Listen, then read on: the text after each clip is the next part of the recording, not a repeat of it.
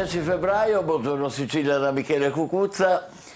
E buongiorno anche da me, Lorena Dolci. Bene, allora tra poco parleremo di aria inquinata. Palermo e Catania fra le peggiori città, ma ci sono anche numerosi comuni, piccoli comuni soprattutto, che sono come dire, in testa per riciclaggio dei rifiuti. Anche i giornalisti celebrano il giubileo. E poi ancora un omicidio in famiglia che a suo tempo ha sconvolto l'Italia, quello di Saman Abbas, e parleremo con l'autore di un libro che ce lo racconta e rievoca. Intanto l'attualità, un ennesimo dramma dell'emigrazione, 3 morti nella zona di Palma di Montecaro, nell'Agrigentino. Ecco, queste sono le immagini, sono riprese le ricerche dei 3 corpi, malgrado il buio ancora, che sono stati avvistati ieri sera in mare, appunto nella zona del castello. A lanciare l'allarme sono stati alcuni turisti, sono subito intervenuti le forze di polizia, quasi certo che si tratti di 3 migranti, visto che ieri mattina un barcone, o quello che resta, eccolo lì, era stato spinto dalle correnti fino al porticciolo di Marina di Palma. Le ricerche sono ostacolate, come avete visto, dal maltempo, pioggia, vento che imperversano nell'Agrigentino.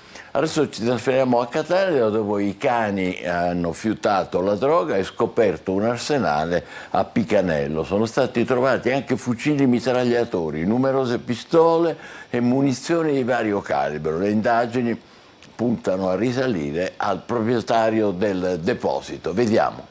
Un arsenale, circa 60 kg di droga sono stati sequestrati dalla polizia di Catania. Erano nascosti in un garage di Picanello, a cui gli agenti sono arrivati grazie al fiuto dei cani Ares e Maui dell'unità cinofile delle volanti. Occultati all'interno di valigie di fusti in plastica, la polizia ha trovato 2 fucili d'assalto del tipo Kalashnikov, un fucile semiautomatico con matricola a brasa con la canna mozzata, una mitragliatrice, altre 9 pistole, tra rivoltelle semiautomatiche, alcune delle quali prive di matricola, e anche una penna pistola. Le armi erano munite di silenziatori e di munizionamento di vario calibro. Nel nascondiglio sono stati trovati anche 60 kg di sostanze stupefacenti e materiale utilizzato per confezionare la droga. Nel dettaglio sono stati sequestrati 11 kg di hashish, 190 grammi di cocaina e 48 kg di marijuana. Nel garage sono stati trovati anche 2 motocicli risultati rubati. Indagini sono in corso per identificare il proprietario del deposito. Ecco, Lorena, a te la parola per dare un'occhiata ai giornali su questo. Sì, questa notizia la troviamo sul quotidiano La Sicilia. Nelle pagine interne, ecco l'articolo: in un garage armi da guerra e 60 kg di droga. Abbiamo sentito che sono stati trovati appunto una mitragliatrice, 2 Kalashnikov, accertamenti per verificare quando e se pistole e fucile siano stati utilizzati. La collega Rinella però dà qualche indizio. Indagini sono ancora in corso per risalire appunto, come dicevamo, all'utilizzatore del garage. Oltre agli accertamenti di natura balistica per verificare se le armi siano state utilizzate in città o in provincia.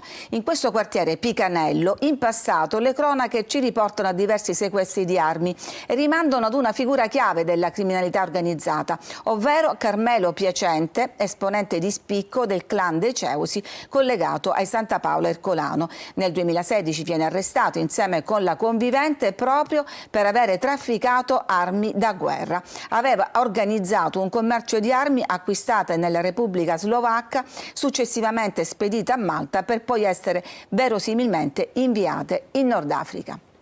Bene, restiamo a Catania. La pedonalizzazione di piazza Federico di Svevia rimane, non passa il referendum che chiedeva l'abolizione della ZTL. Vediamo.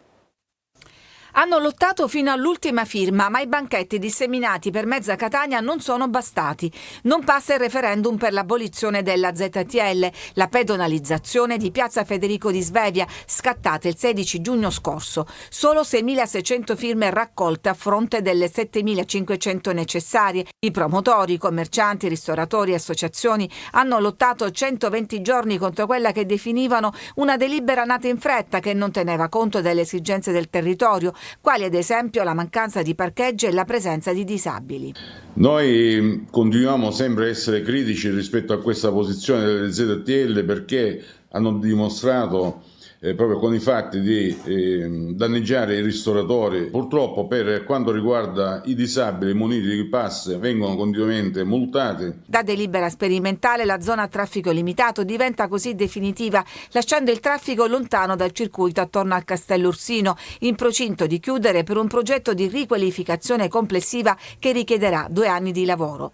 Per rispondere al grido d'aiuto dei ristoratori che lamentano un calo del fatturato, l'amministrazione durante l'estate aveva allestito spettacoli, concerti, serate a Marcord che hanno preso il posto delle auto in tripla fila e dei parcheggiatori abusivi. Resta il dato di un quartiere popolare quasi abbandonato dai catanesi e sempre più affollato di case vacanze e B&B. Ancora a Catania, a 3 settimane dell'esplosione che ha sventrato 2 palazzine a Trappeto Nord, migliaia di cittadini restano senza gas. Ecco la surreale domenica trascorsa ieri dai residenti di via San Giovanni Galermo. Dall'esplosione del 21 gennaio scorso che ha sventrato 2 palazzine a Trappeto Nord sono già trascorse 3 domeniche. 3 domeniche senza gas e senza certezze. Oltre al dramma degli sfollati e una quotidianità sconvolta per le 20.000 persone indirettamente colpite dallo scoppio causato da una fuga di gas che, se da un lato non ha provocato vittime, dall'altro sta creando enormi disagi agli abitanti di Trappeto Nord e San Giovanni Galermo. C'è chi addirittura prega per riavere il gas. Gesù mio, sbloccala questa situazione, non ne possiamo più. Cosa si mangia oggi a pranzo? Io sono evacuata da mia figlia, devo andare. Che cosa niente, che si mangia niente perché non si può cucinare. Qualcuno sa già cosa mangiare? Oggi pasta a forno comprata fuori. Per altri niente cibo da asporto. Io oggi sono a mangiare da mio cognato. Sono in tanti, per fortuna, ad avere ancora le bombole. Oggi quello che a casa comandano le mogli, giustamente quello che troviamo mangiamo. Sta pensando di aggiungere qualche altro posto a tavola? Se c'è qualcuno, ben venga. Fin quando c'è posto a tavola e c'è un piatto per poter mangiare le persone, ben venga. Non le manda a dire il consigliere della 4ª municipalità, Giuseppe Ragusa. Catania Rete Gas con il presidente Todoro dà la colpa ai consiglieri di quartiere che si sono attivati prontamente, e io sono uno di questi, ad comunicare e aiutare le persone colpite da questo disagio. Venga sui luoghi, non ascolti solamente 10-15 persone, ma ascolti l'intero municipio. Anche in un consiglio di municipio che non si stanno più effettuando. Catania Rete Gas intanto annuncia che nelle prossime ore sarà reimmesso nelle condotte il gas nei quartieri Sannullo e Trappeto Sud. A te Lorena.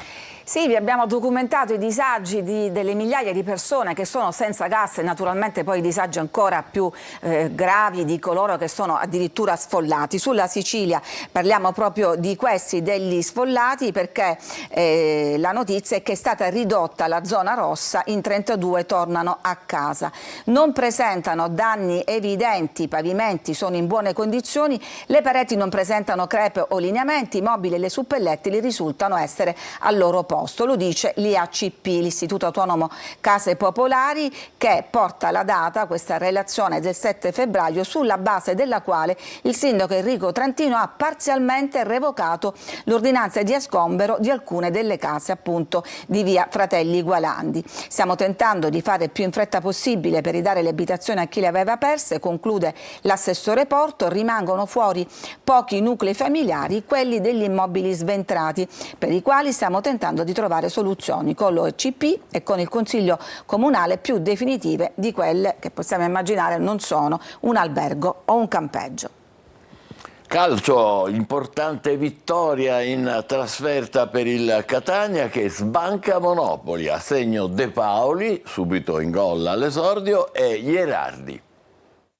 Una vittoria che pesa oltre i 3 punti conquistati. Da Monopoli il Catania torna con un successo che può dare entusiasmo, fiducia e riscrivere anche la mentalità di una squadra caduta nelle ultime settimane nell'anonimato di una classifica che gli stava stretta, e lo fa in condizioni complicate e difficili, con troppe assenze. Toscano infatti aveva poco margine di manovra nel costruire l'11 titolare e lo ha fatto con quel poco che c'era, dando una maglia da titolare all'ultimo arrivato De Paoli, che cambia subito il corso del match. L'ex di turno ruba palla sull'errore della difesa pugliese, di Greco in particolare, punta Miceli e dal limite batte Vitale, che ineccepibile non è. Meglio così per i rossazzurri, la palla finisce in rete dell'1-0. La reazione del Monopoli è ben controllata dal Catania. Nonostante i pugliesi mantengano il possesso del gioco, il Monopoli si vede con una serie di palle messe in mezzo all'area, sulle quali però sia Ierardi che Allegretto fanno a spallate, soprattutto con Grandolfo. I cambi all'intervallo danno slancio al Monopoli, in particolare Bruschi fa cambiare marcia ai pugliesi. Dopo 7 minuti si inventa un grosso sbilenco che trae in ingannodini, favorendo il tapin vincente di Grandolfo. Il gol dà fiducia ed entusiasmo ai padroni di casa, che spingono sino al brivido che corre sulla schiena dei rossazzurri quando Derisio calcia al volo, ma trova Dini pronto alla deviazione. L'ingresso di Corallo dà vivacità e proprio lui all'occasionissima per il nuovo vantaggio, ma la spreca. Il gol è nell'area, infatti a 5 minuti alla fine arriva sul calcio d'angolo di Anastasio, vincente il colpo di testa di Ierardi con un inserimento perfetto da dietro sul secondo palo. Un gol liberatorio che porta di nuovo avanti il Catania, e con l'uomo in più perché Derisio si fa espellere per un brutto fallo da dietro su Jimenez lanciato verso l'area pugliese. Rosso anche per Toscano in panchina, e partita che si incattivisce proprio negli ultimi minuti, quando il Monopoli ci prova più con i nervi che con la testa. Quella l'ha messa il Catania di Ierardi per 3 punti, adesso da capitalizzare nelle prossime partite. Vediamo con Lorena Dolci cosa dicono i quotidiani. Sì, questi risultati, ma adesso andiamo a leggere la soddisfazione del tecnico Mimmo Toscano, intervistato dal quotidiano La Sicilia. Emersa la nostra voglia di vincere, ora bisogna insistere con carattere. Il parere di Mimmo Toscano: la crescita del gruppo passa anche attraverso alcuni errori, ma dopo il pareggio del Monopoli non ci siamo accontentati e abbiamo insistito con cattiveria. Toscano dopo il 2-1 è stato anche cacciato dall'arbitro, che aveva già spedito negli spogliatoi Derisio del Monopoli. Il tecnico rossazzurro ha spiegato: non capisco perché sia stato allontanato, avevo chiesto l'espulsione per un fallo subito da Jimenez, ma non ho offeso nessuno. Per quanto riguarda la vittoria, Toscano riassume: per me è stata una grande affermazione, arrivata dopo una grande gara. Ho sempre detto che i ragazzi in settimana danno l'anima sempre, poi si commettono errori e ogni passo fa parte di un percorso di crescita ben preciso. Bisogna passare da certi momenti per capire in che cosa bisogna migliorare. Questa è una sfida che deve dare il senso del lavoro, dell'essere uniti e il senso di appartenenza. E fin qua il tecnico toscano, ma adesso diamo un'occhiata ai giornali regionali. Partiamo ancora dal quotidiano La Sicilia, che in prima pagina dà conto naturalmente dello scontro all'interno tra governo e magistrati, con la nuova nomina del presidente della ENM, che dice da Meloni senza cedimenti, ma poi c'è la notizia dell'Etna, l'Etna che ha dato spettacolo con questo accostamento lava e fuoco sulla neve per accompagnare gli sciatori e i turisti. E poi vediamo la fotonotizia appunto sulla vittoria del Catania. Il titolo è "Colpaccio il Catania, nonostante le numerose assenze sbanca il campo della capolista Monopoli con i gol di De Paoli e nel finale di Ierardi". Ma andiamo a vedere poi un'altra notizia che riguarda sicuramente Catania. È una notizia preoccupante perché c'è i lavoratori della STM che sono in agitazione, il famoso nucleo della Silicon Valley, lavoratori in agitazione finché il governo non ci incontra. A seguito delle preoccupanti notizie riguardanti ST Microelectronics, i sindacati chiedono la convocazione di un tavolo istituzionale da parte del governo che detiene il 13% delle proprietà dell'azienda. Le informazioni divulgate, se confermate, rischierebbero di compromettere la credibilità dell'attuale board, cioè della dirigenza, e di gettare un'ombra incerta sul futuro di una delle aziende più strategiche del nostro paese, ha dichiarato Saro Pappalardo della Confsal di STM. E vedremo più avanti nella rassegna stampa nazionale che cosa pensa il ministro Adolfo Urso, che parlerà anche di questo argomento.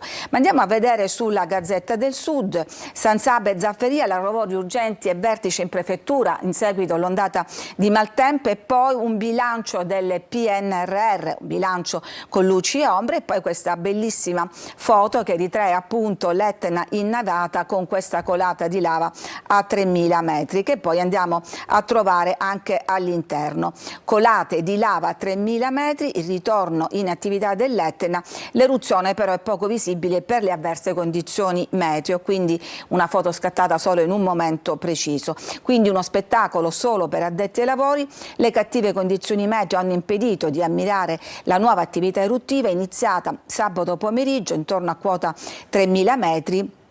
Ma naturalmente l'osservatorio etneo dell'Istituto Nazionale di Geofisica e Vulcanologia riesce ad osservare il fenomeno grazie alle immagini delle telecamere di sorveglianza. L'emissione di lava è avvenuta tra la base del cratere Boccanuova e quella del cratere di sud-est, probabilmente da più fratture.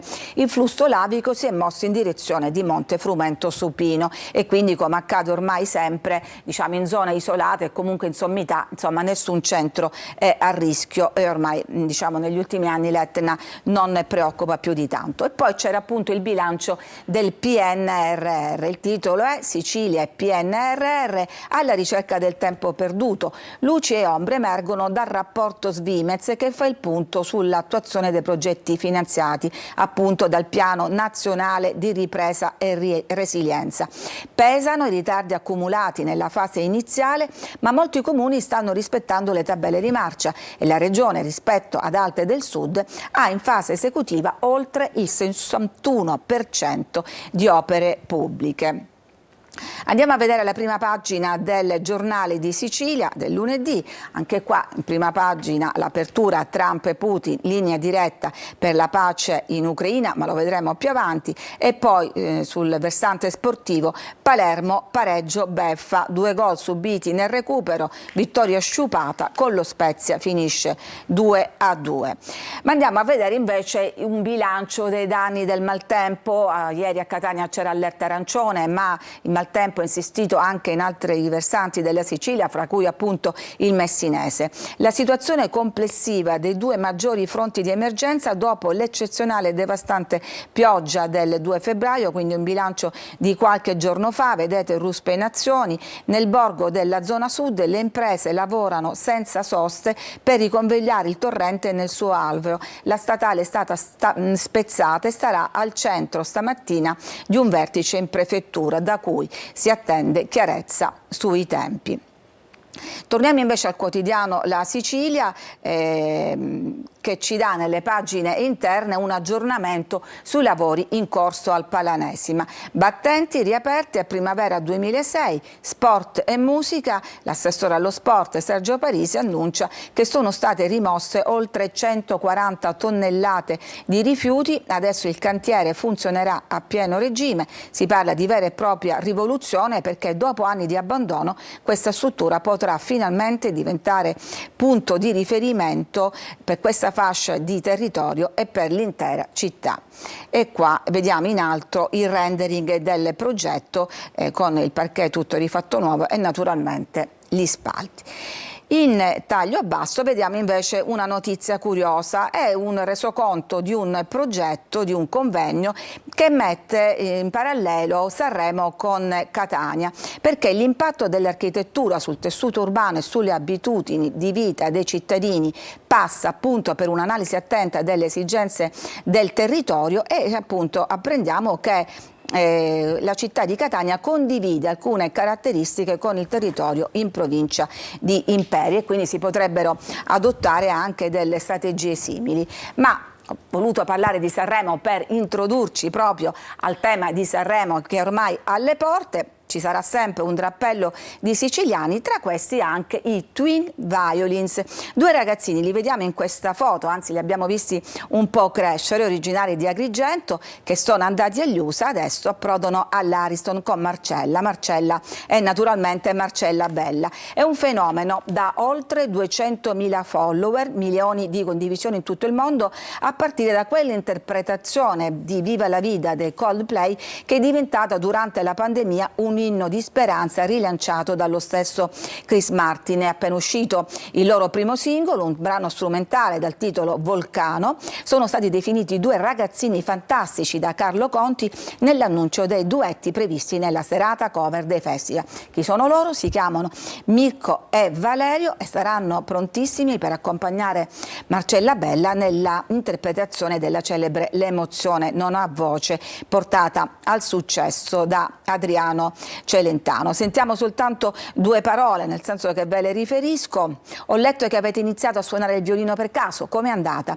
È tutto grazie a papà, dicono loro, amante di questo strumento. Avevamo 8 anni, un giorno per gioco gli abbiamo chiesto di provarlo, incredibilmente da subito abbiamo provato un feeling magico, una passione totale, come quei colpi di fulmine che li hanno portati Michele fin sul palco di Sanremo. In bocca al lupo e complimenti a questi due ragazzi in gamba. Adesso vediamo un po' qual è la situazione del traffico stamattina, collegandoci con la polizia stradale, il vicequestore De Martino da Siracusa. Buongiorno, benvenuto questore. Allora, come stanno le cose? Buongiorno direttore. Insomma, le piogge di questa nottata e dei giorni scorsi hanno creato qualche problema un po' alla viabilità anche nei centri urbani. Dobbiamo fare attenzione, si sono creati dei momenti di difficoltà in merito ad alcune buche, alcune scarificazioni dell'asfalto, insomma procediamo con prudenza perché molte volte l'acqua copre interamente l'eventuale buca e possiamo rischiare di far danno all'auto, ma soprattutto a chi ci dovesse venire dietro e dovesse impattare. Per quanto riguarda la viabilità nelle arterie principali, partiamo ovviamente come sempre dalla tangenziale, che vede delle code e dei rallentamenti dovuti anche al maltempo che creano delle code sia in direzione Catania, dalla tangenziale in direzione Siracusa, e poi dalla diramazione che porta a Catania Centro, perché appunto l'ora di punta crea queste code. Per quanto riguarda l'autostrada da Messina a Catania, registriamo due situazioni che vanno attenzionate. La prima è la chiusura dello svincolo di Ceviale in uscita fino alle ore 18 di oggi, e la seconda è un cantiere poco prima di arrivare ai caselli di San Gregorio, quindi in direzione Catania, che vede un restringimento di carreggiata e causa una serie di code. Siamo arrivati intorno ai 3 km di coda, quindi procediamo con prudenza. L'autostrada Palermo-Catania permane la chiusura dello svincolo di Enna. Stanno facendo dei lavori importanti, stanno ristrutturando totalmente l'asse portante dello svincolo di Enna in più fasi. Questa è la fase in cui lo svincolo di Enna rimane chiuso per chi proviene da Catania e quindi le uscite sono o quelle del Dittaino o l'ultima possibile da impegnare è quella di Mulinello. Vediamo l'autostrada Catania-Siracusa. L'autostrada Catania-Siracusa vede una serie di cantieristiche in atto con restringimenti di carreggiata perché stanno procedendo a rifare l'intero spartitraffico centrale. Questo comporta chiaramente code e rallentamenti, per cui anche lì dobbiamo procedere con la massima attenzione. Sull'autostrada invece che da Siracusa porta verso Modica è stato istituito il divieto al transito dei mezzi pesanti tra Avola e Cassibile, o in senso inverso, tra Cassibile ed Avola, perché anche lì c'è un viadotto che va attenzionato e si sta procedendo alle verifiche strutturali. Per quanto riguarda le strade statali, la 121, quindi la Paternò-Catania, vede le code anche lì dovute a rallentamenti per l'ora di punta all'altezza di Piano Tavola, e sulla strada alternativa all'autostrada A19, la strada statale 192, che da Enna porta a Catania, a causa di lavori di rifacimento di un viadotto all'altezza di Catenanova, è consigliabile prendere l'autostrada a Catenanova ed uscire da Gira, e lo stesso in senso inverso. Direi che è tutto. Ribadisco, il tempo non è dei migliori, facciamo attenzione. Certamente. Quindi grazie e buona giornata.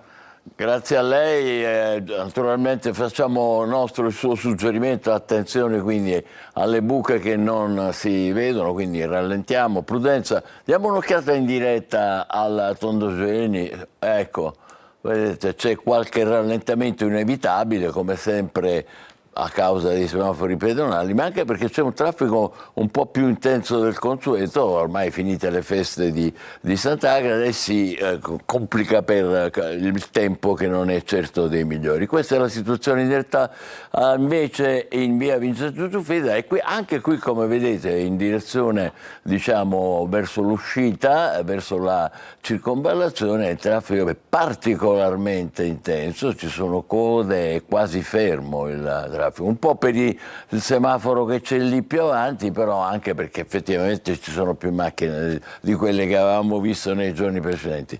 Bene, adesso facciamo una pausa, voi rimanete con noi perché tra poco ci sarà ancora Lorena Dolci con un esame dei quotidiani nazionali. Noi parleremo di inquinamento inquinamento purtroppo molto forte a Catania e Palermo, ma ci sono anche comuni che sono leader nella differenziata e questo ci consola parecchio. State con noi, buongiorno Sicilia.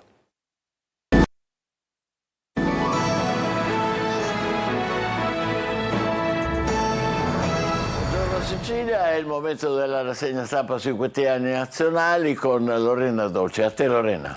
Grazie Michele, diamo un'occhiata dunque ai giornali nazionali. Tutte le prime pagine sono praticamente dedicate a questa telefonata, potremmo dire distensiva, tra Putin e Trump. Ormai è ufficiale, ma si parla anche del nuovo piano in Albania, dell'affaticamento del Papa e naturalmente e purtroppo c'è anche la cronaca con il nuovo femminicidio. Ma andiamo a vedere subito il Corriere della Sera. È ufficiale, Trump e Putin si parlano, telefonata al Cremlino. Zelensky dice però dallo zar solo bombe, Donald cita la Bibbia e posta una foto mistica. Il leader USA, e quindi dicevamo è ufficiale, conferma, l'ho sentito, vuole la fine della guerra, l'Unione Europea ha paura di essere tagliata fuori. Titolo analogo sulla Repubblica, la telefonata a Trump e Putin, basta la guerra, e come vedete lo vediamo anche sulla stampa, Trump e Putin, l'ora del dialogo. Ma andiamo a vedere nel dettaglio, siamo sul quotidiano La Repubblica con questa foto che un po' richiama quella dei tempi di Berlino quando il leader sovietico era Brezhnev, invece adesso c'è il bacio tra Putin e Trump che viene riportato un po' sui muri anche di Mosca. Vuole finire la guerra, Trump rivela la telefonata con Putin. Il presidente americano racconta i contenuti del colloquio e dice che Putin è preoccupato per il numero dei morti. È una settimana decisiva per lanciare il negoziato, tutti i big del suo governo attesi al summit di Monaco. Tutte quelle persone morti, giovani, belli, sono come mie figlie e vengono uccisi da entrambe le parti. E questo è un virgolettato di Donald Trump. Spero che la mia più grande eredità, quando tutto sarà finito, sia quella di un pacificatore. Anche qui sentiamo appunto la conferma, il resoconto un po' di questa telefonata. Ho sentito Putin per porre fine al conflitto, ma non dà dettagli sul piano e quindi diciamo una roadmap che conduce alla pace ancora da definire. Dicevamo però la paura dell'Unione Europea di essere estromessa da questo processo di pace, il protagonismo USA spiazza l'Europa, i leader dell'Unione Europea temono l'isolamento. Le cancellerie discutono la ricetta per garantire la sicurezza a Zelensky, ma la pace costerà cara. E poi sorridiamo con questa vignetta di LK, cioè Trump al telefono con Putin e dice: allora che vogliamo fare con l'Ucraina? La mangi subito o te le incarti? E ci strappa appunto un sorriso. E poi c'è sempre su questo argomento l'analisi di Massimo Cacciari, il filosofo, che dice un'Europa sradicata e impotente e inutile anche per gli Stati Uniti. La crisi dell'ONU, la funzione solo retorica dei suoi organismi come l'UNESCO sono evidenti agli occhi di tutti. Ma naturalmente non c'è soltanto il conflitto in Ucraina, va avanti nonostante il cessate il fuoco anche quello in Palestina, e però come sapete c'è in corso il rilascio degli ostaggi. Israele, quindi restiamo in tema internazionale, Israele lascia il corridoio Nezzari, gli ostaggi appesi a testa in giù, sono apparsi in condizioni tali, denutriti, provati, che ha diciamo scosso l'opinione pubblica israeliana. Nel frattempo dall'altra parte 2 palestinesi uccisi in Cisgiordania, i media dicono Netanyahu non vuole continuare la tregua. Dall'altra parte invece l'altra soluzione, quella avanzata ancora da Trump e protagonista anche in questo luogo di tensione.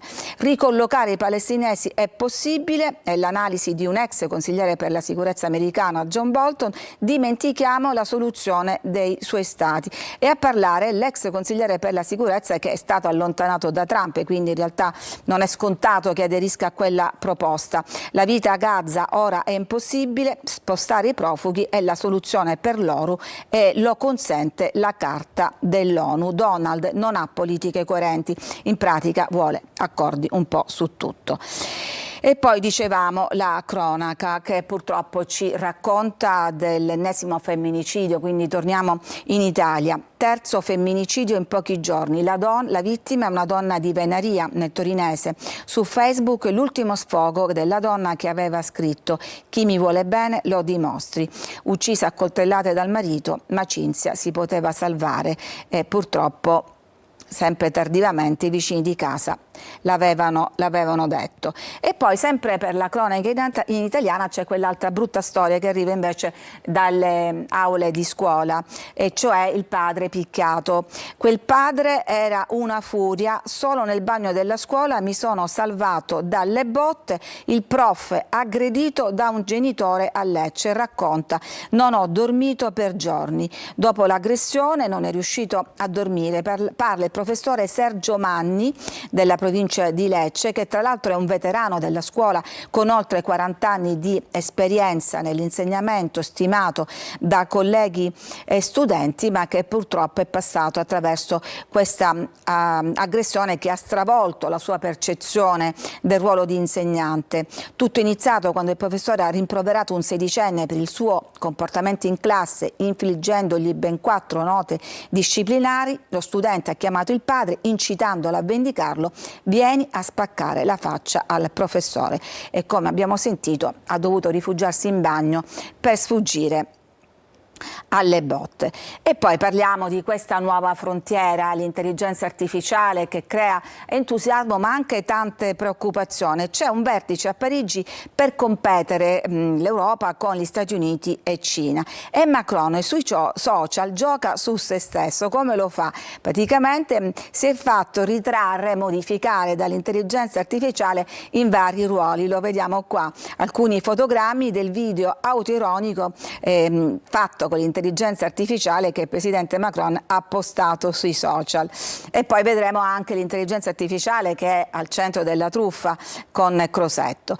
Ma il rischio qual è? E questo lo sappiamo, ne abbiamo parlato tante volte: giovani 6 ore al giorno nell'acquario virtuale. I chatbot un rischio. Caffo, presidente di Telefono Azzurro, lancia il solito appello: tutelare i bambini che sono più di altri esposti a questi rischi. E poi dicevamo l'affaticamento del Papa: il Papa si ferma, mi manca il respiro, le scuse, poi la richiesta di aiuto durante l'omelia per il Giubileo delle Forze Armate, è la seconda volta in pochi giorni. E poi una notizia che riguarda tutto il mondo: la popolazione mondiale sta iniziando la discesa, è un report di Data Room e di Milena Gabbanelli. In 100 anni sulla Terra siamo passati da 2 a oltre 8 miliardi. Il picco a 10 è previsto nel 2080, poi il calo. Oggi perdono abitanti già 63 paesi, fra cui Italia, Russia e Cina. E vi avevo anticipato questa notizia sulla ST, cuore della Silicon Valley catanesi. Il governo si muove e anche il ministro Urso chiederà una svolta sui vertici. Vola a Parigi appunto per il summit sull'intelligenza artificiale, ma sarà l'occasione per affrontare con i francesi questo tema che riguarda naturalmente anche per ricaduta Catania. E poi c'è la nostra cantantessa Carmen Consoli, intervistata dagli studenti del Conservatorio di Londra, dove ha tenuto un concerto cantando i suoi successi e brani del folklore siciliano. E sempre in tema della cultura emergono delle dichiarazioni del Camilleri, che sottoposa al giovane Manzini la prima storia di Montalbano chiedendo il suo parere. Tu che ne pensi? C'era un blocco di fogli senza cancellature, una sfida, finire di leggere prima di cena, la bocca seria del maestro ma gli occhi sempre sorridenti. L'inventore di Rocco Schiavone ricorda un momento straordinario, quello appunto del primo romanzo di Montalbano. A te la linea, Michele. Grazie, facciamo una pausa e poi parleremo di Giubileo dei giornalisti. Anche noi che facciamo comunicazione partecipiamo a questo aspetto importante deciso dalla Chiesa e dal Papa. State con noi, buongiorno Sicilia.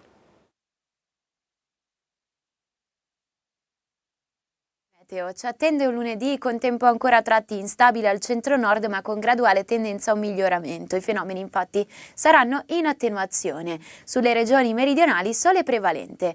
Anche sulla Sicilia ritornerà a splendere il sole, con tempo infatti in miglioramento, da segnalare solo un po' di residua variabilità sui settori meridionali della regione, con qualche residua goccia di pioggia. Qui inoltre la ventilazione sarà a tratti sostenuta, con mari che risulteranno mossi. Temperature massime anche prossime ai 16-17 gradi. Martedì invece sole assoluto protagonista, con qualche nuvola di tanto in tanto, ma che sarà solo in transito, non darà luogo a precipitazioni. La ventilazione sarà debole, con mari calmi o poco mossi, e temperature che non subiranno particolari variazioni, con punte massime infatti sempre intorno ai 15-16 gradi. Per maggiori dettagli scaricate l'app di Trebi Meteo. Desiree, non dire di che si tratta, Tutti i giorni su Antenna Sicilia e Telecolor. Non lo diciamo. Ma che non diciamo di che si tratta? Che non si vede di che si tratta. Io che ci vado a presto, così non ragazzi, l'avrebbero capito. non si vede. Non lo dire. Eccoci di nuovo insieme, parliamo di giubileo dei giornalisti con Salvo Di Salvo, che è il segretario nazionale dell'Unione della Stampa Cattolica Italiana. Buongiorno e benvenuto. Buongiorno a te, grazie dell'invito. Allora, prima di tutto, quali sono state le manifestazioni più importanti in Sicilia e dalle nostre parti, Catania, che hanno coinvolto e che coinvolgono i giornalisti nell'anno giubilare? Allora, intanto dopo il giubileo dal 24, 25 e 26 gennaio a Roma, dove ha coinvolto circa 10.000 giornalisti da tutto il mondo, da 138 paesi, in Sicilia il 28 di gennaio Sua Eccellenza Monsignor Luigi Renna ha aperto il giubileo della comunicazione, mentre l'8 febbraio, proprio sabato mattina, a Ragusa Monsignor Giuseppe La Placa ha celebrato il giubileo dei giornalisti. Il giubileo è un momento in cui ci richiama un po' alla nostra professione, al nostro rivedere quello che noi facciamo in tutti gli ambiti, ma anche perché il Papa ha voluto il primo momento giubilare affidandolo ai giornalisti, ai comunicatori, al mondo della comunicazione a 360 gradi. Ci ha raggiunto Assia La Rosa, che è una collega giornalista, benvenuta. Direttore, buongiorno. Anche a te. Allora, prima di tutto il Papa, poi Monsignor Renna, le altre figure naturalmente ai vertici della Chiesa, che suggerimenti e valutazioni danno per quanto riguarda la comunicazione e il giornalismo oggi? Allora, sicuramente un cambio di paradigma, perché il Papa ha parlato di hope-telling, quindi cambiare dallo storytelling al racconto delle storie di speranza. Quindi invita... In inglese vuol dire speranza, quindi hope-telling. l'invito, una chiamata all'azione, l'invito a diventare pellegrini di speranza, trovando anche le buone notizie, le good news all'interno comunque della nostra attualità e contemporaneità. Scusate l'accelerata. È stato un discorso molto bello che ha messo al centro la comunicazione sociale, non solo del giornalista, ma di tutti i comunicatori, riprendendo anche il concetto di Papa Montini della comunicazione aperta anche a figure focali e strategiche della nostra contemporaneità, come per esempio quella degli insegnanti.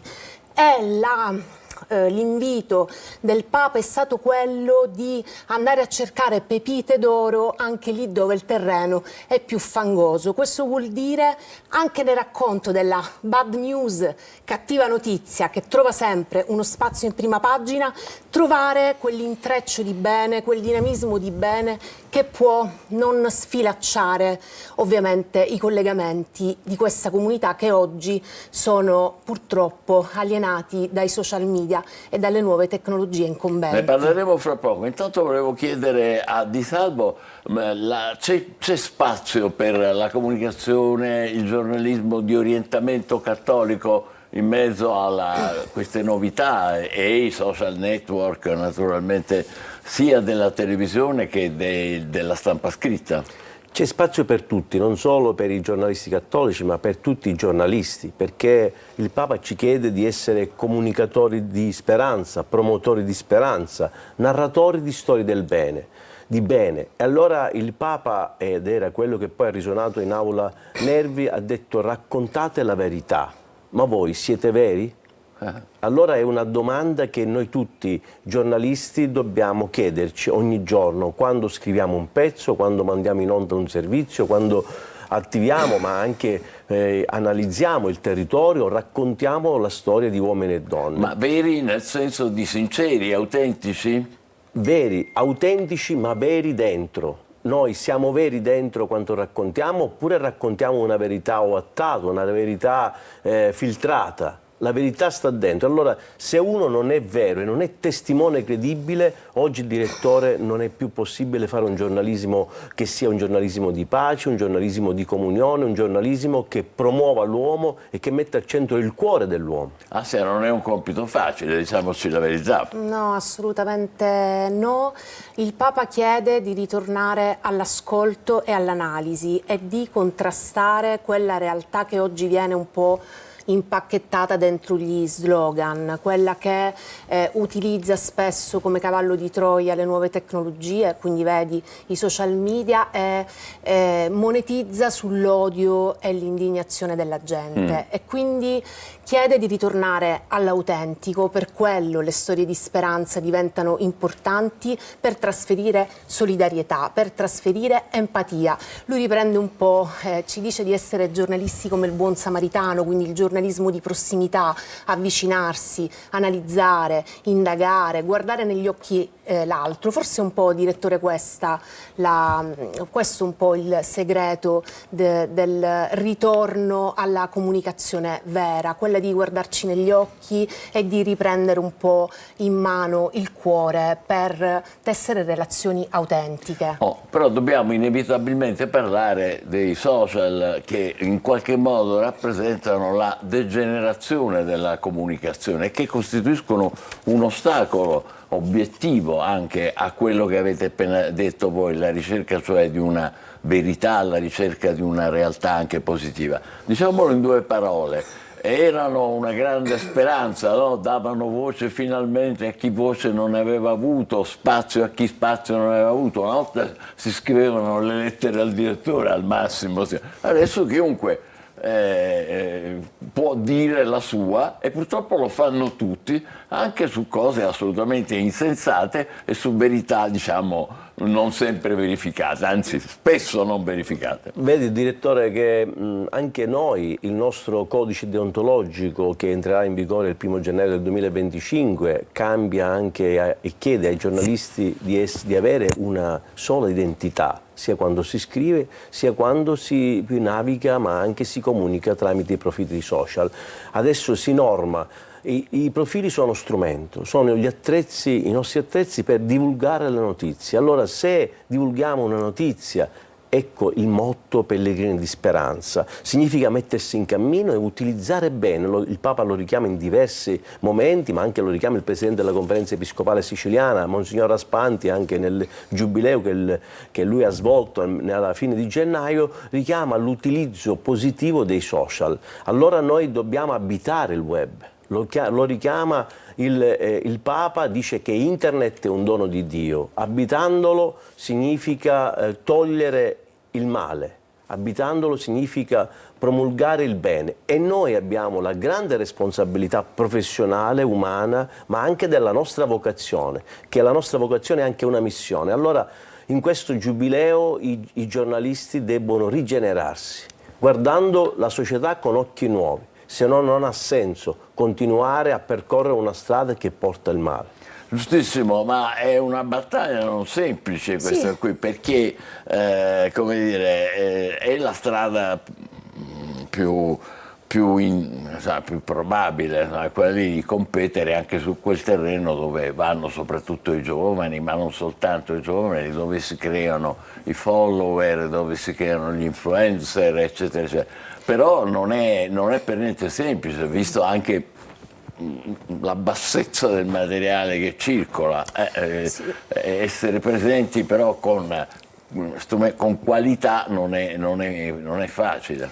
Non è facile, è una buona battaglia, così come ha detto il Papa. Prima dell'audizione del Papa in Aula Nervi ci sono stati 2 interventi durante il Giubileo della Comunicazione molto significativi che sono stati veramente modello per tutti i presenti. Quello di Maria Ressa, Nobel per la pace del 2021, giornalista filippina che ha creato un quotidiano, un sito Rappler per la libertà di informazione, e quella di Colum McCann, che è uno scrittore che con Narrativa 4 ha aperto il dialogo tra le storie del mondo. E al centro di tutti questi discorsi e racconti c'è stato sempre il cuore. Il Papa ha detto, e anche loro hanno detto, bisogna avere coraggio, cor abeo, dal latino avere cuore. Ecco, forse questa è la formula.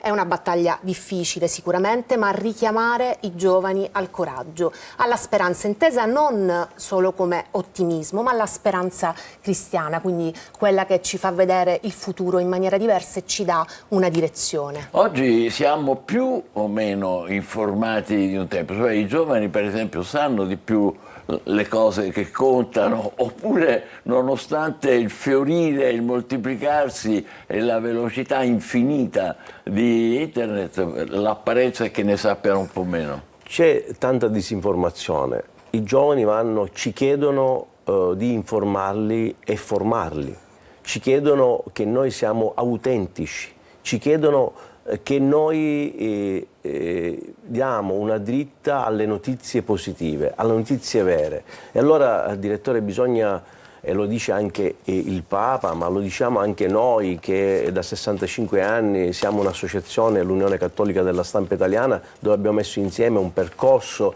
con Comunicare, che sono i 10 messaggi commentati da 20 giornalisti con pontefici, dove hanno analizzato. Ma oggi c'è bisogno di essere autentici, cercando di ascoltare col cuore, parlare col cuore e riniziare a continuare a consumare la suola delle scarpe, perché essere giornalisti oggi non significa confezionare un bellissimo articolo, un bellissimo servizio, oppure scrivere che andrà tutto bene come facevamo durante la pandemia, ma bisogna raccontare il vero. Un collega nello scavo dice che dove le cose non vanno bene, con la capacità di scorgere di fronte al male, noi dobbima essere lì, perché noi dobbiamo essere e cambiare quel momento, quella situazione, quello stato, quell'azione in cui c'è del male ma c'è qualcosa che non va. Noi abbiamo questa grande responsabilità e nessuno ci può togliere il mestiere, che è il mestiere più bello del mondo, perché è una vocazione che noi abbiamo scelto, abbiamo scoperto e portato avanti. È bellissimo ciò che dice Di Salvo, ma occorre quindi anche per i più giovani una formazione, forse. Assolutamente sì, partendo forse, Salvo, proprio da quelle 5M che ha lanciato UXI durante Assisi. Io mi sono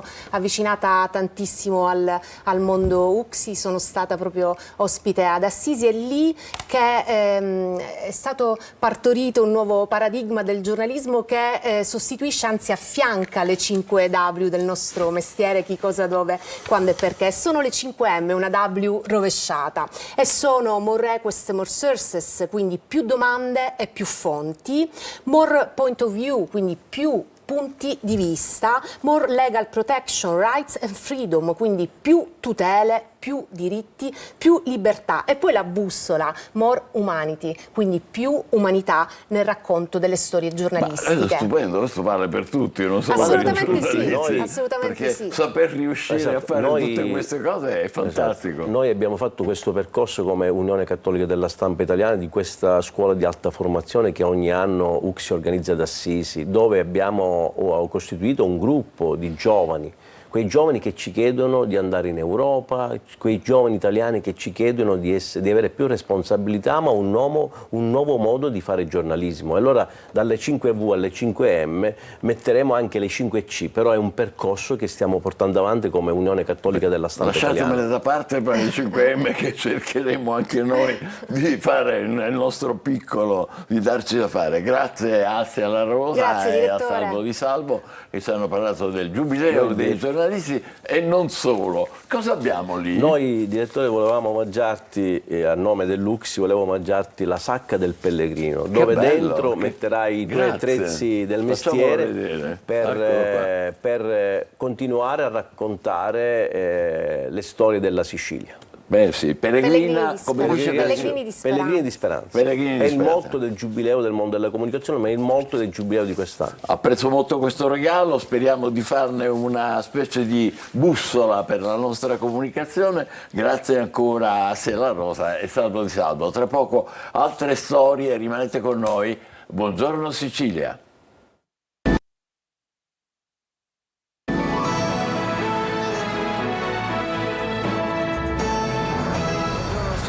Siamo con Viola Sorbello, che è presidente di Legambiente Catania. Facciamo nostro il suggerimento dei colleghi di un minuto fa della Stampa Cattolica e parliamo di cose positive. E quindi parliamo, prima di parlare dei guai, parliamo delle cose positive, importanti. I comuni ricicloni, che in Sicilia non mancano, vero? E cosa vuol dire poi ricicloni? Allora, Comuni Ricicloni è un dossier di Legambiente che da diversi anni viene portato avanti. Con questo dossier si valutano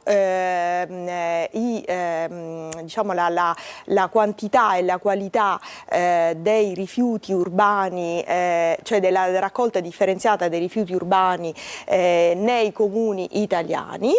E i comuni che raggiungono degli standard vengono riconosciuti, vengono premiati.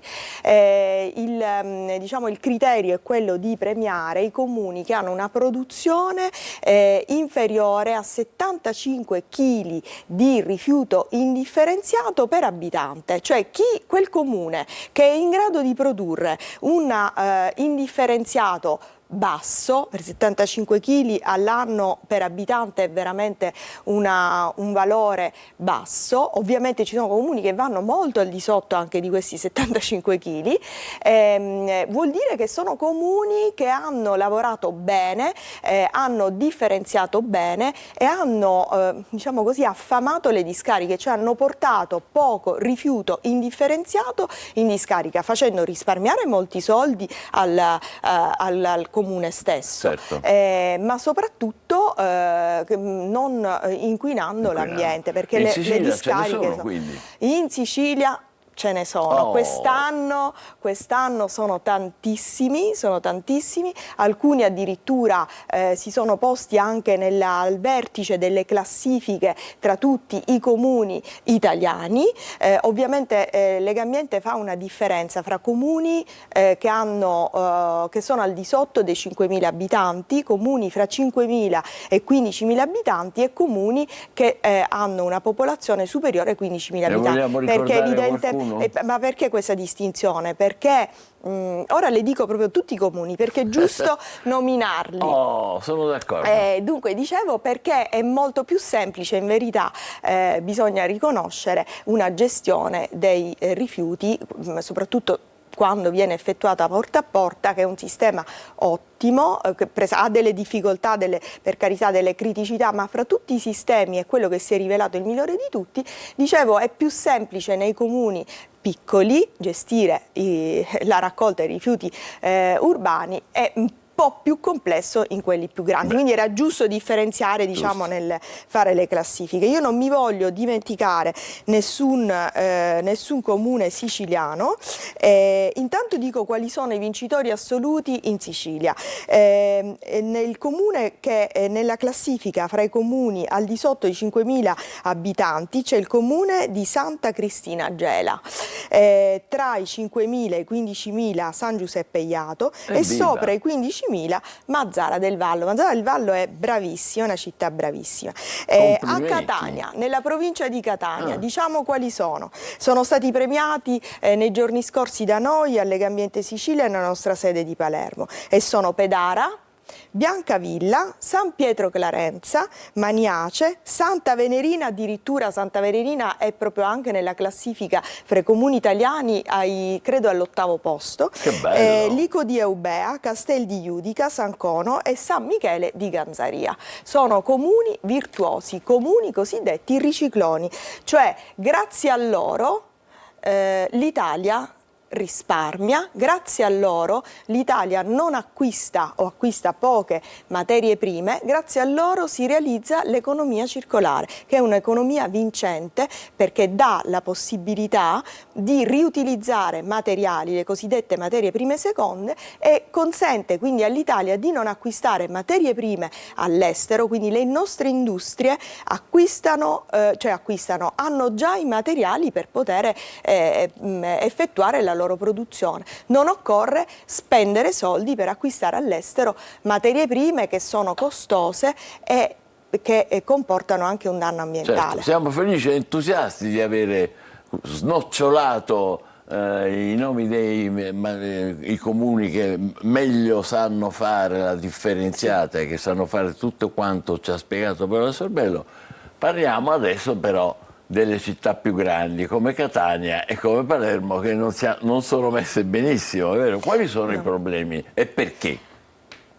Allora, quanto tempo a disposizione? No, deve essere rapida, però dico, allora, al di là di quello che vediamo con i nostri occhi. Allora, i problemi, diciamo innanzitutto, come avevo detto poc'anzi, nelle città più grandi è più complesso, obiettivamente è molto più complesso perché appunto l'organizzazione delle città più grandi è complessa per tutto. Un dato positivo è che comunque Catania sta andando avanti, proprio i livelli della raccolta differenziata ultimamente sono veramente aumentati, si sono innalzati. La difficoltà, non lo so, è innanzitutto culturale, è proprio di gestione, è una difficoltà che riguarda soprattutto alcuni quartieri che sono, diciamo, il cui controllo è un po' più complicato. Però sempre perché noi qua voglio rispettare il suo invito di dare comunque notizie positive, ci sono tante notizie positive che vanno dette. Intanto il fatto che sono stati realizzati dei centri comunali di raccolta, le famose isole ecologiche, che sono quelle che consentono ai catanesi di andare a conferire loro direttamente i rifiuti in questi luoghi meravigliosi per noi, dove ci sono tutti i vari container, dove veramente si può fare una raccolta capillare e dove chi porta i rifiuti dagli ingombranti agli oli esausti eccetera eccetera ha anche un incentivo perché dato dal fatto che ha uno sconto sulla bolletta della Tari. È ancora uno sconto molto lieve, noi abbiamo invitato l'assessore all'ecologia e ambiente, il dottore Pesce, a lavorare per aumentare questo incentivo, però è pur sempre un incentivo, quindi questo ci consente appunto di avere una bolletta della Tari meno pesante. Perfetto, ci fermiamo qui provvisoriamente. Il nostro tempo è quello che è, però successivamente se Lega Ambiente e Viola Sorbello verranno ancora a Buongiorno Sicilia vorremmo parlare invece del problema dell'inquinamento atmosferico, che quello è importante, c'è a Catania. Serio, e non vogliamo far finta naturalmente di tralasciare anche le notizie che non sono certo positive. Lo faremo una prossima volta. Grazie intanto per questi dati incoraggianti e anche per i suggerimenti che ci ha dato Viola Sorbello, che è presidente di Lega Ambiente Catania. Adesso rimanete con noi, tra poco parleremo di un delitto che da anni tormenta e scuote il nostro paese, quella della povera Saman Abbas, attraverso un collega che ha scritto un libro, Il delitto di Saman Abbas. State con noi, Buongiorno Sicilia.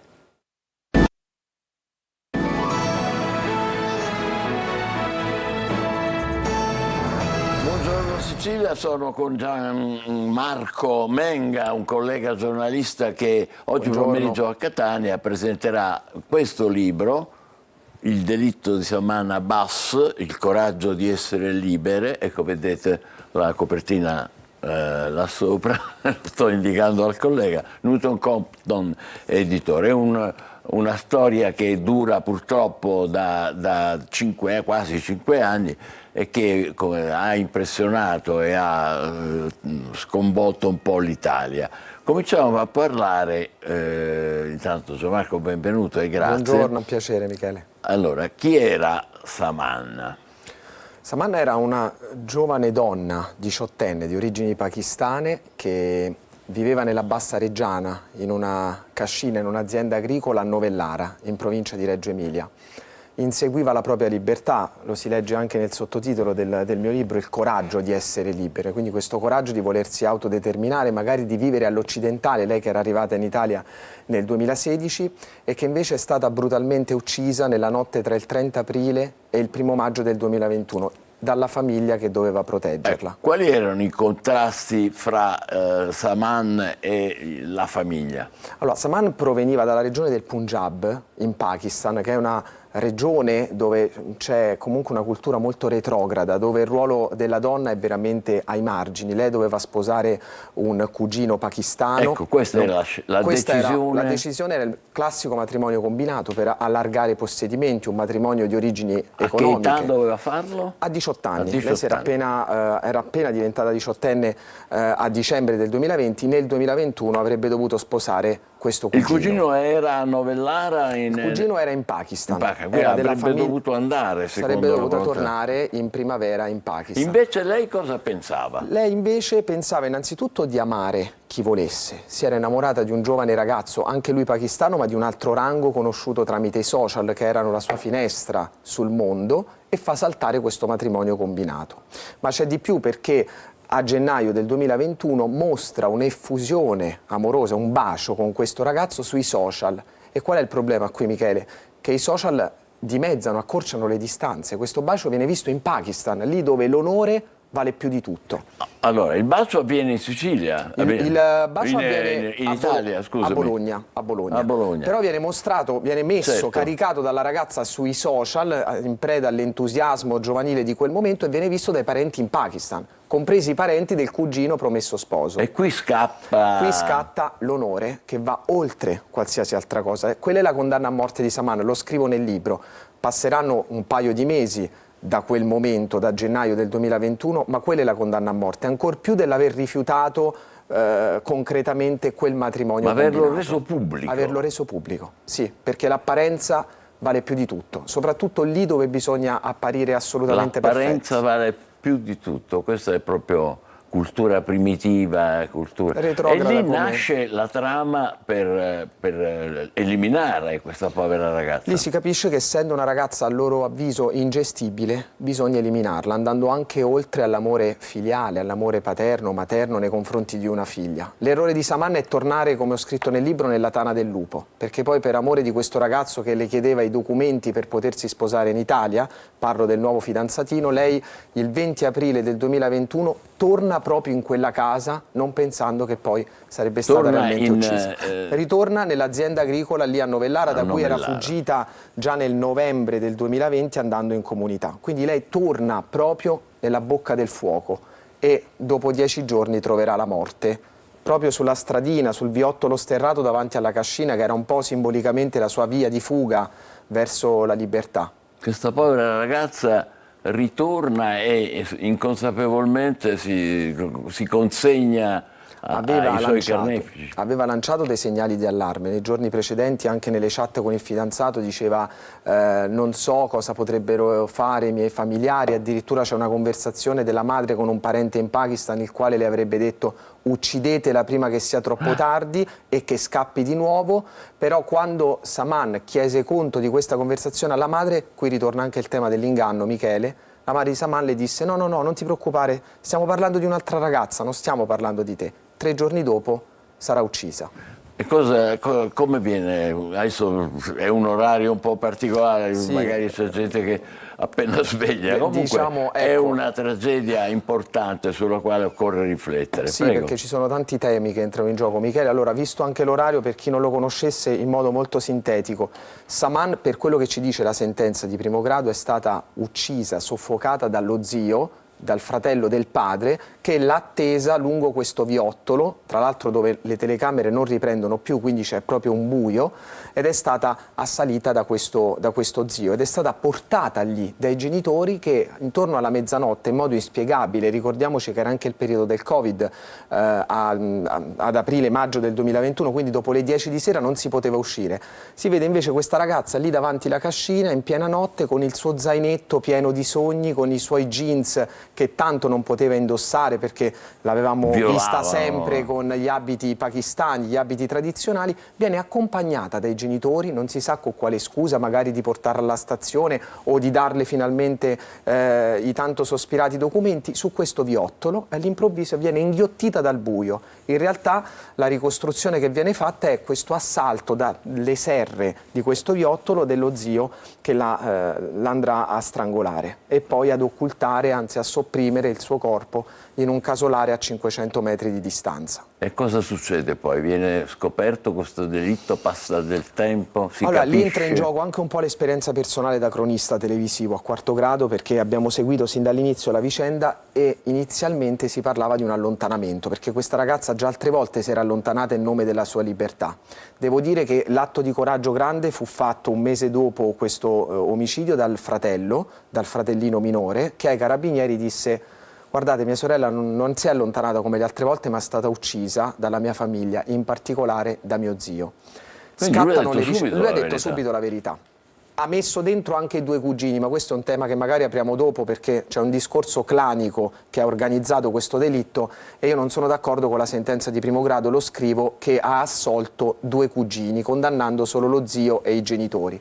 Però, tornando alle ricerche, da quel momento ci si muove in questa direzione, cioè di dover cercare purtroppo un corpo e non più una ragazza in vita. Vengono scandagliati, pensa Michele, 80 ettari tra tutte queste serre dove venivano coltivati cocomeri, zone limitrofe, non si trova questo corpo, purtroppo le ricerche vengono sospese dopo 3 mesi, il corpo verrà trovato solo 1 anno e mezzo dopo, in questo casolare dove, scherzo del destino, tra l'altro i familiari di Saman consumavano alcolici nonostante fossero musulmani, quindi era un casolare diroccato che conoscevano molto bene. E il tutto avviene grazie all'indicazione proprio del famoso zio che poi sarà condannato. Attenderà che il fratello, cioè il padre di Saman, venga arrestato in Pakistan e a novembre del 2022 racconterà ai carabinieri che il corpo di Saman era stato sepolto all'interno di quel casolare. E dal punto di vista processuale, per arrivare ai nostri giorni, a che punto siamo? È un momento straordinariamente importante perché il 27 febbraio a Bologna, alla Corte d'Appello, ci sarà il processo di secondo grado che rimetterà tutto in discussione. Abbiamo detto che il primo grado ha condannato i genitori come mandanti e lo zio di Saman come esecutore materiale. I 2 cugini sono stati assolti, ma vedremo quello che accadrà in questo secondo grado, dove la procura cercherà di far condannare anche questi 2 cugini che, anche secondo la testimonianza del fratello di Saman, erano presenti in quel viottolo e hanno aiutato lo zio sia nella fase omicidiaria che poi in quella dell'occultamento del corpo. È una storia comunque agghiacciante, al di là di quello che poi saranno i giusti, inevitabili accertamenti della giustizia, insomma uno zio che strangola una ragazza, i genitori che sono un po' i mandanti di questo delitto, i cugini che più o meno vedremo poi quale sarà il loro ruolo. Ecco, l'ultima domanda che ti faccio, Gianmarco, è questa. È una storia che certamente in Italia ha sconvolto tutti. È cambiato qualcosa allora nelle comunità straniere, nelle comunità pakistane? È servito il sacrificio di Saman per modificare le cose? Penso a metà, Michele, perché ci sono sicuramente delle comunità con cui ho parlato che si sono dissociate, perché magari hanno una mentalità più aperta, si sono avvicinati a quel concetto di integrazione che è tanto importante in questo periodo storico. Però devo dirti che in comunità che ricostruiscono il loro microcosmo in Italia, come era la famiglia di Saman, credo che ancora sia molto lontana la comprensione del concetto di libertà e di democrazia. Quindi si sono un po' dissociate anche loro, però allo stesso tempo estraniate da questo tipo di delitto. Io penso che la famiglia di Saman purtroppo pensi di aver fatto bene, perché hanno quel tipo di mentalità che è difficilmente scrostrabile proprio dalla loro mente, fin quando non ci sarà un'apertura mentale che secondo me ha bisogno ancora di tempo. È agghiacciante, ma è una descrizione molto fedele. Ringraziamo per questo. Grazie a te, Michele, grazie a voi. Marco Menga, e speriamo davvero che il sacrificio di questa povera ragazza possa servire per cambiare le cose, per l'integrazione nel nostro paese, per modificare, insomma, questa realtà così tragica della mancanza di libertà e di possibilità di scelte di gente che viene nel nostro paese. Complimenti per il tuo libro e per il lavoro importante che svolgi. Gianmarco Menga sarà oggi alle 18 a Catania alla libreria Feltrinelli per presentare il libro che vedete lì sullo schermo. Adesso è il momento del nostro almanacco. Il 10 febbraio di ogni anno si celebra in Italia il Giorno del Ricordo. Si tratta di una commemorazione civile nazionale italiana che ricorda i massacri delle foibe e l'esodo giuliano-dalmata, istituito con la legge del 30 marzo 2004. L'articolo 1 recita: la Repubblica riconosce il 10 febbraio quale giorno del ricordo, al fine di conservare e rinnovare la memoria della tragedia degli italiani e di tutte le vittime delle foibe, dell'esodo delle loro terre degli istriani, fiumani e dalmati nel secondo dopoguerra e della più complessa vicenda del confine orientale. Rappresenta un momento di riflessione e silenzio su una delle tragedie del Novecento. Sappiamo tutti a cosa servono le radiografie, ma sono pericolose? Le radiografie costituiscono il metodo più noto per ottenere immagini in medicina. Si usano per osservare i tessuti interni del corpo e individuare anomalie, come fratture o tumori. Sono in genere semplici e indolori, anche se comportano l'esposizione a radiazioni. Il rischio di insorgenza di tumori è davvero molto basso ed il resto del corpo non indagato generalmente non riceve radiazioni oppure viene coperto da tessuti in piombo, materiale molto pesante ed efficace nello schermaggio dei raggi X.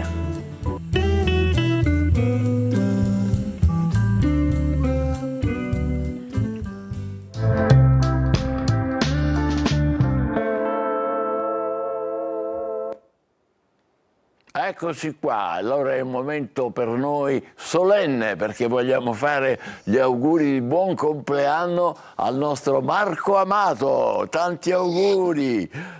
Grazie infinite Michele, buongiorno Sicilia. Buongiorno a te, che programmi hai per questa giornata speciale?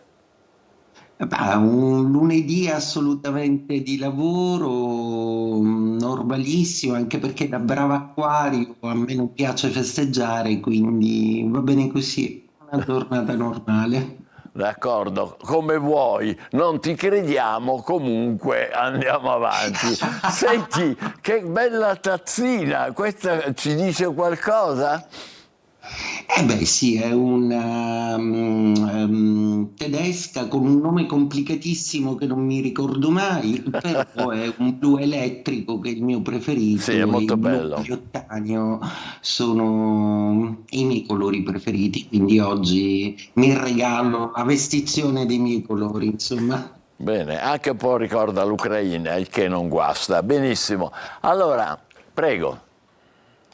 Dunque, oggi vi volevo raccontare di una bella rinascita, ovvero quella di Elisa, cantante, anche perché sapete quanto amo molto la musica e quanto siamo in zona Sanremo, quindi tra poco ci scateneremo un po' con delle critiche zodiacali musicali.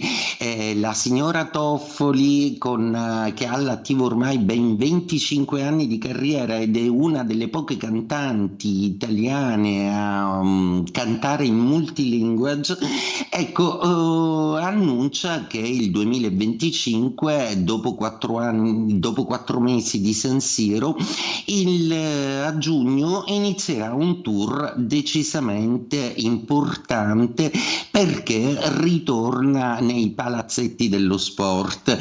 Da dove si comincia si ricomincia, insomma, quindi questa rinascita tutta sagittariana, proprio perché il Sagittario è il segno zodiacale che in questi momenti zodiacali ha questo piglio decisamente fortissimo di riprendere il proprio spirito e la propria vis, ecco che torna di nuovo in auge. Elisa, da brava Sagittario, ha in sé la forza e il coraggio di essere assolutamente pionieristica e avanguardistica. Sagittario, metà uomo, metà animale, incarna il divario tra la razionalità umana e l'istinto. Il Sagittario è il segno dei buoni, dei generosi, è il segno del dono, e i pianeti vi fanno un ottimo regalo in questo periodo zodiacale, proprio perché avvantaggiano la vostra voglia di tornare di nuovo in auge. Ebbene, oggi Luna è Leone, per cui tra Cancro e Leone la mattinata va bene per i segni d'acqua, poi sarà più favorevole per i segni di fuoco, quindi il primo, Ariete, decisamente molto bene in serata, dove troverete amici e festeggiamenti vari.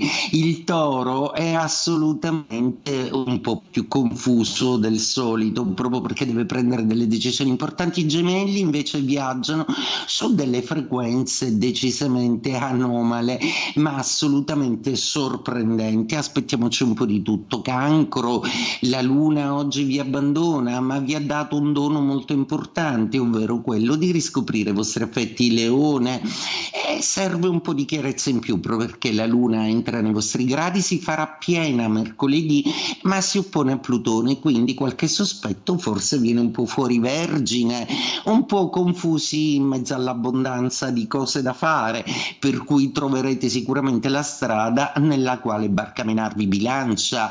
Seppure la mattinata inizia un po' confusa, la serata risulta brillante con amici. Scorpione, decisamente importantissimo per voi questo inizio di lunedì, proprio perché sta per accadere qualcosa di importante, qualcosa che riequilibra i vostri sensi e i vostri sentimenti. Sagittario, in piena rinascita, appunto, come dicevamo poco fa, la Luna oggi sarà di trigono in serata, per cui aspettatevi di scatenarvi dopo il pomeriggio in tutta una serie di sentimenti ed effusioni. Capricorno, per voi invece la giornata ha la buona notizia che la Luna non è più in opposizione, quindi l'umore torna a posto. Acquario, la serata sarà un pochino nostalgica perché la Luna è in opposizione, ma vincete voi con Plutone, quindi siate creativi. Pesci, per ultimi, avete dalla vostra parte il dono di una Luna molto importante che in questa mattinata vi farà lavorare bene e vi farà produrre moltissimo. E detto questo, auguro a tutti quanti voi un buongiorno Sicilia. Grazie Michele e buon Grazie compleanno Marcamato, astrologo. ancora tanti auguri di buon compleanno, e adesso rientriamo in studio e diamo la parola di nuovo alla nostra Lorena con qualche altra spigolatura sui giornali. Sì, allora Michele, visto che oggi è lunedì ed abbiamo tutta la settimana davanti ed è una settimana in salita, parliamo di settimana corta, perché la buona notizia è che la Spagna riduce l'orario per legge, lo porta a 37 ore e mezzo. In Italia ci sono alcune aziende pronte ad accelerare, come Autostrade, la SIAE, l'Unipol, ma anche i ministeri stanno sperimentando. Gli esperti dicono la sfida è gestire meglio il lavoro senza perdere competitività, e vediamo in questa grafica che l'Italia è al quinto posto dopo Grecia, Polonia, Repubblica Ceca ed Estonia come numero di ore lavorate. L'ultima, e quindi quella che lavora di meno paradossalmente, è invece la Germania, che ne fa 168 giorni lavorativi, e quindi Germania, motore d'Europa, lavora di meno, vuol dire che non è questione di quantità ma di qualità. Grazie Lorena, e adesso voglio ricordarvi che non è soltanto il compleanno del nostro Marco Amato, ma anche di Blanco. Blanco conquista il Festival di Sanremo insieme a Mahmood con il brano Brividi nel 2022, poi i due vanno insieme all'Eurovision Song Contest dove ottengono un eccellente 6° posto. Quindi noi vi lasciamo con Blanco, con Brividi insieme con Mahmood. L'appuntamento è per domani. Buongiorno Sicilia.